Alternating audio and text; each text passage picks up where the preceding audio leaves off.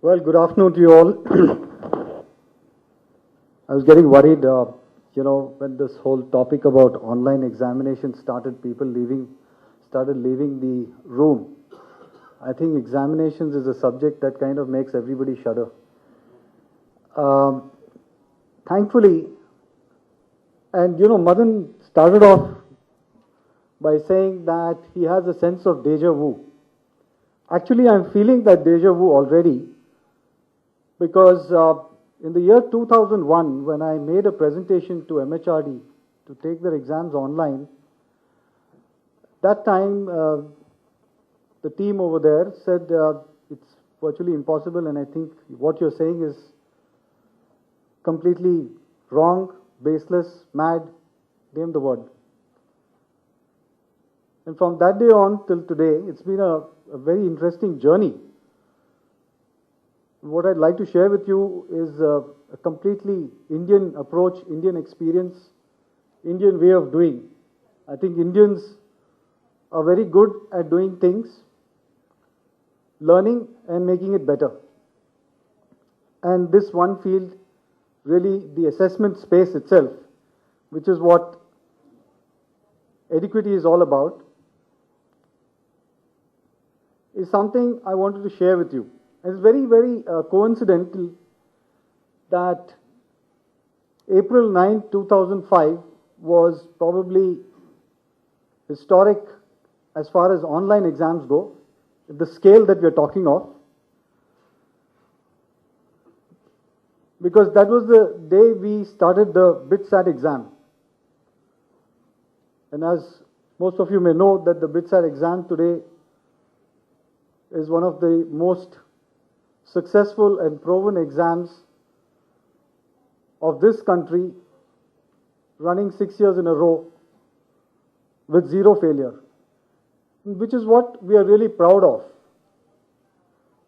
Because the reasons are, and the kind of environment that we have grown up with and grown up in, that the examination business is a very high-stake business.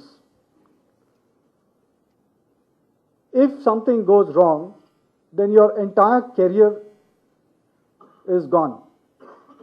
It is like running a 100-meter race in the Olympics.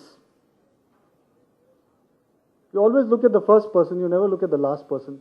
Or by chance, if at that point in time you cannot run, despite all the preparations that you have done and all that you have gone through, it's all over for you.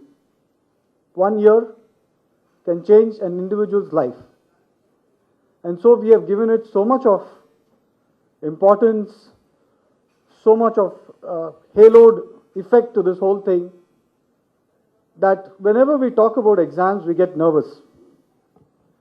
And then when we talk about it in an online model, it becomes even more nerve-wracking, because now you say you have introduced technology and we don't know what technology is doing to a very, very proven approach towards conducting exams. But as you see, here is the present scenario, and as the numbers grow in this country, we have to change, we have to adopt, we have to innovate, we have to improve, and we have to find ways of making this more and more interesting for some of the key stakeholders. If you notice, the challenges that we have to address with the technology platform is how do we move from an end product approach of a theoretical education to a more individualized approach towards assessing individuals? How do we move from a time-bound approach to a more flexible approach? How do we look at other skills that we do not actually measure, which play the biggest role when actually you become an adult and when you go into a work life? How do we look at all those aspects? And how do we use the technology platform to assess this? And how do we actually make the examiners or the teachers, the whole day we've been hearing about teachers who play the pivotal role as far as the students' development goes, how do we actually motivate them to make this platform, this new platform, a platform that they can easily adapt to and find new ways of assessing. So with these kind of key challenges, we need to look into how we can make an assessment process which is a continuum, which brings out the best in the candidates and which aligns to the teaching methodology itself. And one can go on talking about this subject because there are various ways of doing this in the environment that we have grown up, in the Indian environment. We're extremely innovative, we're extremely good, very creative if we are given the right atmosphere and the right platform to do things. I'm just listing down a few things that you would use technology, I mean by using technology, how it actually helps, and there are enough success models that are proven to do this, in whether it is a small scale format or a large scale format. Today, I think we have arrived, and we have arrived better and bigger than most other countries. China, of course, is there, but when we look at from an Indian perspective and given the ground realities, in fact, the biggest challenge that we face in this country is that as providers, we really do not understand the ground realities. And in our country, the ground realities change from day to day. You could have a flood, you could have a riot, you could have a complete power breakdown, you can have an earthquake, and everything can go wrong. But thanks to the technology model, which is more flexible, it gives you the opportunity to let individuals take these assessments at their own pace and does not put pressure in an already pressured environment for the children.